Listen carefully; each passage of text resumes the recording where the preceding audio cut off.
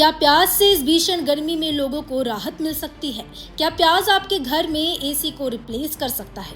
फिलहाल पूरे देश में भीषण गर्मी है और इस भीषण गर्मी के बीच केंद्रीय मंत्री ज्योतिरादित्य सिंधिया ने हीट वेव से निपटने के लिए एयर कंडीशनिंग यानी एसी का इस्तेमाल न करने और अपने साथ एक प्याज रखने का सुझाव दिया है। उन्होंने इसके लिए अपनी चंबल की त्वचा और पारंपरिक उपायों का हवाला दिया है।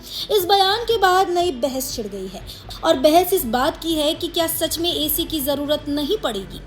अभी कई राज्यों में तापमान 40 से 46 डिग्री के बीच पहुंच गया है और लू चलने की चेतावनी जारी की गई है। तो वहीं सिंधिया की ये सलाह उनकी आदत और सदियों पुरानी प्रथाओं का मिला-जुला रूप दिखाती है। पहले आपको बताते हैं कि आखिर सिंधिया ने क्या कहा। रविवार को वो मध्य प्रदेश के शिवपुरी में एक रैली को संबोधित कर रहे थे।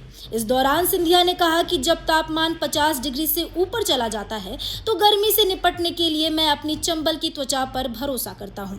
उन्होंने आगे कहा, अपनी जेब में एक प्याज रखें, आपको कुछ नहीं होगा। आज के जमाने में हर कोई डिब्बे लेकर घूम रहा है, संचार मंत्री प्याज लेकर घूम रहे हैं। ये पुरानी बातें हैं और जैसे जैसे आयुर्वेद आगे बढ़ रहा है हम इन बातों को भूलना नहीं चाहिए। सिंधिया की ये सलाह गर्मी से पारंपरिक राहत के तरीकों और भीषण लू की बढ़ती हुई असलियत के बीच एक अंतर को उजागर करती है। लेकिन क्या सच में प्याज से गर्मी से राहत मिल सकती है? आइए जानते हैं। जानकार मानते हैं कि गर्मियों में लू और हीट स्ट्रोक से बचने के लिए कच्चा प्याज खाना सबसे कारगर उपाय है।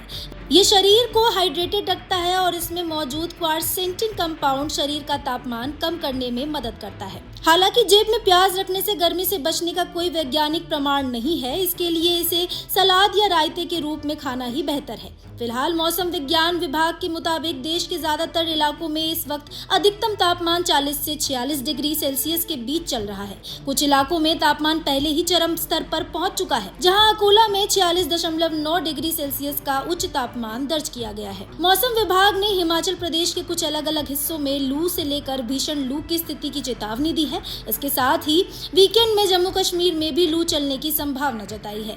पंजाब, हरियाणा, चंडीगढ़, उत्तर प्रदेश, राजस्थान, मध्य प्रदेश, बिहार और गुजरात जैसे राज्यों में भी ऐसी ही स्थितियों का सामना करने की उम्मीद है, जबकि छत्तीसगढ़ के कुछ हिस्सों में 28 अप्रैल तक की लू स्थिति बनी रह सकती है। फिलहाल इस खबर में इतना ही। ऐसी खबरों के लिए देखते रहिए भारत एक्सप्रेस।